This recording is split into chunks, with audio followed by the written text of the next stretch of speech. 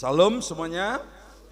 Bapak Ibu Saudaraku yang kekasih, kita akan bersama-sama belajar dari firman Tuhan. Iya, saya belajar menggunakan catatan handphone supaya tidak bawa buku, tetapi kadang-kala pun harus bawa buku. Baiklah, hari ini firman Tuhan yang bertemakan The Power of Holy Spirit dari Kisah Para Rasul pasal yang pertama ayat yang ke-8 sampai ayat yang ke-9. Kita akan membaca bersama-sama Kisah Para Rasul pasal 1 ayat 8 sampai ayat yang ke-9.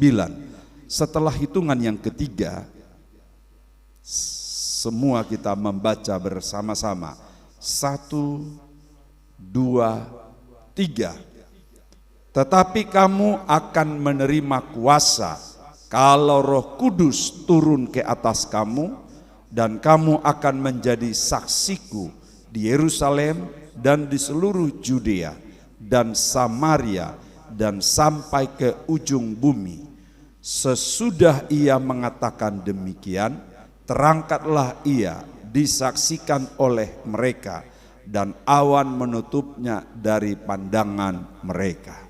Terima kasih, Tuhan memberkati. The power of Holy Spirit yang diartikan kalau dalam bahasa Indonesia kira-kira kuasa Roh Kudus. Jadi kekuatan kuasa Roh Kudus, bagaimana murid-murid diperlengkapi, dibekali dengan kuasa, dengan mandat, dengan powerful. Bapak Ibu Saudaraku, ini adalah perkataan Yesus yang terakhir sebelum dia naik ke surga. Setelah dia ucapkan kata-kata ini, tidak ada lagi kata-kata yang lain. Kalau saya melihat ada tata urutan perkataan-perkataan Yesus, seperti dia rancang apa kata-kata yang harus dia sampaikan setelah bangkit dan setelah dia menang dan setelah dia naik atau mau naik ke surga. Nah, Bapak Ibu Saudaraku yang kekasih, setelah perjamuan makan, dia pun menyampaikan pesan-pesan. Dan setelah dia mati atau setelah dia ditangkap, dia menyampaikan pesan. Dan setelah dia bangkit, dia menyampaikan pesan. Nah, setelah detik-detik terakhir, sedikit lagi awan akan menutupi dia. Jadi tidak banyak orang saat itu yang mengikuti Yesus ke bukit sebelum dia terangkat. Jadi kalau di Israel itu tanda bekas kaki Yesus sebelum dia naik ke surga itu diabadikan. Jadi kalau ada yang mau ikut ke Israel, boleh lihat, berfoto di situ, tanda kenaikan kaki Yesus ke surga. Bapak Ibu Saudaraku, perkataan yang terakhir ini menggugah hati saya, menggugah hati kita. Kenapa begitu penting pesan yang terakhir ini? Kamu akan menerima kuasa. Kuasa apa? Roh Kudus. Jadi kalau kamu menerima kuasa, kalau Roh Kudus turun ke atas kamu, bahasa lainnya begini, kamu tidak akan punya kuasa kalau Roh Kudus tidak turun atas kamu. Kira-kira begitu ya? Benar ya? Jadi bayangkan, kita hanya memiliki kuasa, power, kalau Holy Spirit, kalau Roh Kudus turun atas kita. Berarti Bapak Ibu kita semua kalau tidak menerima Roh Kudus, kita ibarat cek kosong. Kita melayani dengan tanpa power. Loudspeaker ini, sound system ini, kalau nggak ada powernya, bunyi enggak ini kalau tidak ada power? Hah? Enggak bunyi. Sehebat apapun loudspeakernya, sebegede bagaimanapun loudspeaker, kalau tidak ada power, dia tidak akan bisa bunyi.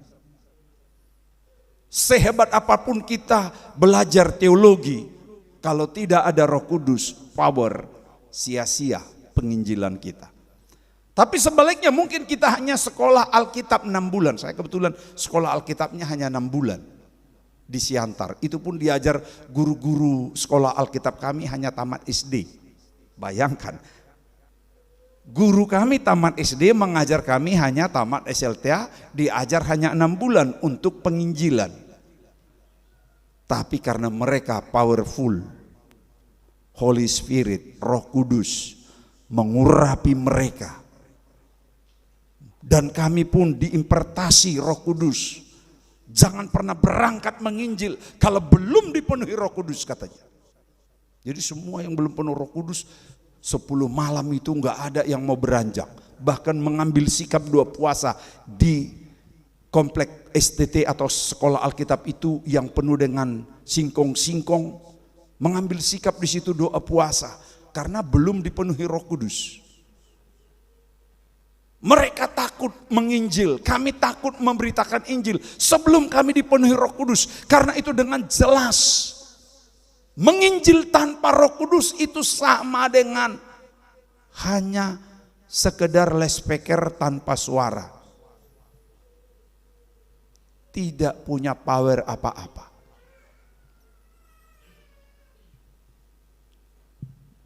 Roh Kudus itulah kuasa. Sehingga sepatah kata pun disampaikan, tapi karena urapan Roh Kudus, orang bisa menangis bertobat. Tapi biar kita uraikan panjang-panjang di sini, khotbah tanpa pengurapan Roh Kudus nihil. Rasul Petrus sebelum dia diurapi Roh Kudus, beda setelah diurapi. Ketika dia sudah diurapi Roh Kudus, dia khotbah. Satu kali khotbah berapa? 3.000 bertobat, memberi diri dibaptis. Saya udah 20, sudah mau 30 tahun menginjil di Papua ini.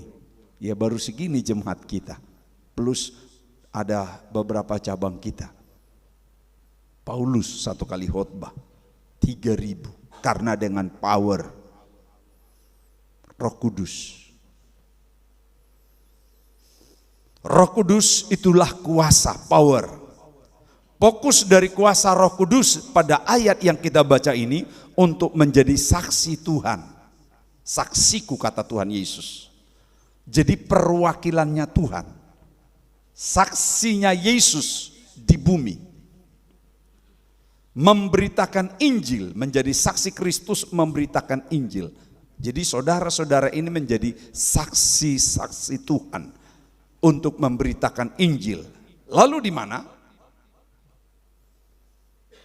Di mana? Pertama disebut di Yerusalem. Yerusalem itu adalah pusat pemerintahan Israel.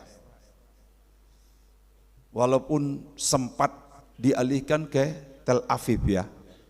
Tapi sekarang sudah dipindahkan kembali ke Yerusalem. Mereka mengikuti Alkitab. Nah, di Yerusalem itu bicara pusat pemerintahan, yaitu keluarga. Penginjilan kita yang pertama adalah keluarga. Jangan pernah dulu menginjil keluar kalau keluarga kita belum diselamatkan.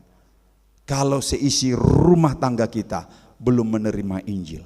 Siapapun yang ada di rumah kita, agama apapun yang tinggal di rumah kita, itu adalah sentral penginjilan yang utama. Itu sebabnya disebut di dalam firman Tuhan dalam surat Timotius,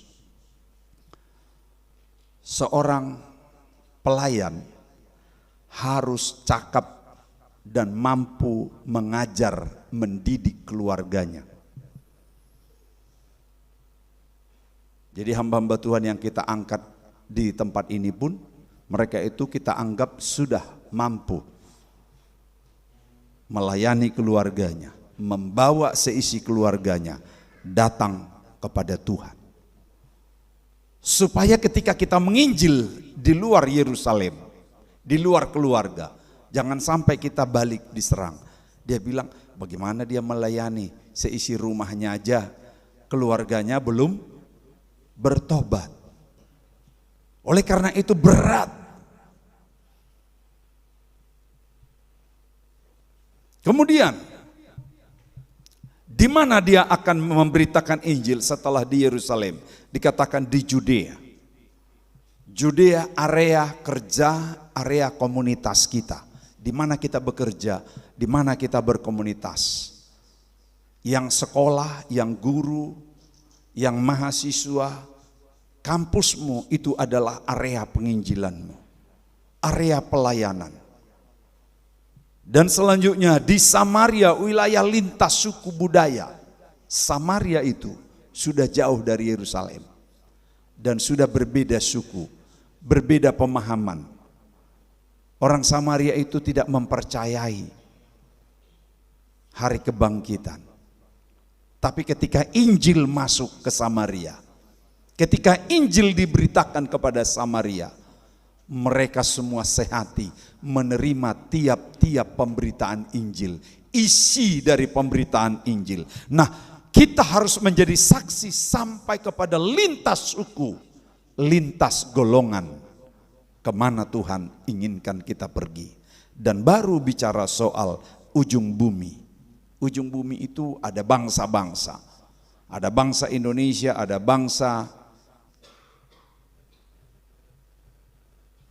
Papua Nugini, bangsa Korea, bangsa semuanya. Sampai ke ujung bumi sudah dinubuatkan Injil harus diberitakan. Nanti akan pada waktunya orang-orang pilihan yang akan Tuhan tentukan pergi. Ya, seperti Paulus sampai ke Damaskus, ke Turki. Dinubuatkan Turki itu, di situ kisah dari kitab Wahyu, 7 sidang jemaat. Ke ujung bumi, di dalam ujung bumi itu ada bangsa-bangsa, ada suku-suku, ada berbagai kultur yang harus kita hadapi. Nah, ada banyak orang yang coba pergi menginjil tanpa kuasa, tanpa power itu.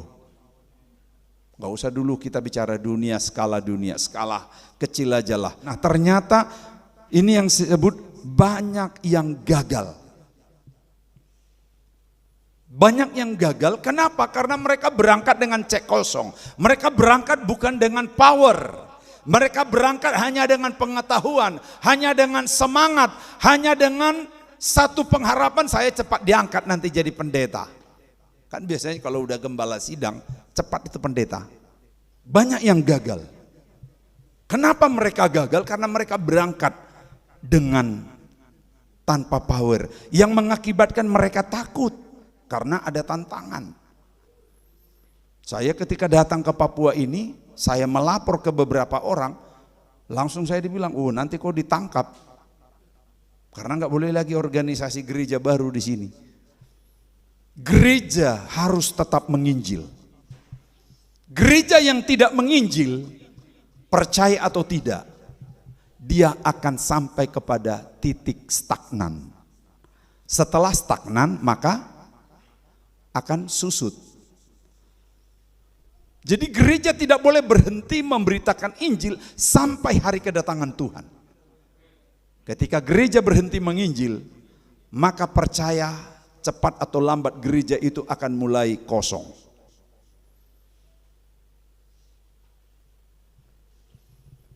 Dan gereja kita tidak akan pernah berhenti menginjil, walaupun gereja kita gereja yang kecil, walaupun kita ekonomi jemaat kita pas-pasan. Tapi ada banyak orang yang gagal menginjil karena dia takut, dia cemas situasi suku, cemas dan takut, gelisah. Dari mana biaya? Tetapi intinya semua tidak mengalami mandat, power, kuasa dari Roh Kudus. Padahal Tuhan bilang syarat jadi saksi. Jadi kita kan menjadi saksi Kristus ada syaratnya. Syarat di pengadilan itu ada. Kalau umpamanya ada kasus, ada peristiwa, syarat jadi saksi di pengadilan apa? Contoh, terjadilah kecelakaan tabrakan. Di pengadilan akhirnya dibawa. Nah, saksi dari peristiwa itu pasti ada. Nggak boleh sembarang kita nggak tahu apa-apa jadi saksi. Betul? Nah, kita saksi Kristus. Saksi untuk memberitakan Injil. Kan dikata, kamu akan menjadi saksiku di bumi ini. Apa yang menjadi pegangan kita jadi saksi? Jangan kita jadi saksi dusta. Jadi saksi Kristus, saksi penginjilan itu harus ada syarat. Syarat yang pertama harus banyak tahu tentang Kristus. Bagaimana kita tahu tentang Kristus? Kita nggak pernah bergaul dengan Kristus. Bagaimana kita bisa saksi? Kita nggak pernah tahu tentang Roh Kudus, tidak mengalami materi. Jadi saksi itu materinya tahu. Oh, dia ini terjadi tabrakan jam sekian. Karena kan ditanya oleh hakim, ditanya oleh jaksa, kejadiannya jam berapa? Lalu kita saksi, nggak tahu. Kok bisa tabrakan? Apakah mereka satu arah atau berlawanan arah? Enggak tahu, enggak lihat. Saksi itu kan minimal tahu, mengetahui jam, mengetahui apa dengan apa, siapa dari arus mana. Tapi kalau saksi yang betul, dia tahu jamnya, dia tahu peristiwanya, dia tahu kejadian-kejadiannya. Banyak hal dia harus tahu kalau ingin jadi saksi. Bahkan dia melihat, mungkin yang satu lagi ngantuk, yang satu lagi goyang, atau yang satu lagi meter. Tahu meter ya? Ya biasanya kalau kecelakaan di Jakarta itu banyak karena ngantuk. Kayak hamba Sandi dulu, ngantuk. Tapi kalau di sini banyak kejadiannya karena meter. Artinya gini, ya, ini dia kira jalannya seorang diri semua, gitu. Saksi, jadi menguasai materi yang mau disaksikan apa, supaya jangan sampai kita hanya bersaksi tapi tidak mengalami. Harus mengalami, minimal melihat peristiwa-peristiwa. Ini saksi awal. Oh, saya melihat pencurahan Roh Kudus. Setelah itu saya mengalami. Seperti saya katakan tadi malam. Jemaat kita di Jakarta itu kan rata-rata bukan orang GPI. Ada yang bersaksi ketika hari malam kedua pencurahan Roh Kudus, dia bilang, saya dari gereja Protestan, tapi selama ini kami sudah diajar itu Roh Kudus itu hanya terjadi 2000 tahun yang lalu, sekarang enggak lagi. Itulah, bayangkan, ada gereja yang mengajar tidak ada lagi katanya pencurahan Roh Kudus. Tapi saya setelah 2 malam di sini, mengikuti 2:10 malam, saya mengalami sesuatu yang membuat lidah saya tidak bisa bicara apa-apa, hanya nggak tahu saya apa ucapkan apa. Saya bilang itu dia sedang berdoa dalam bahasa roh.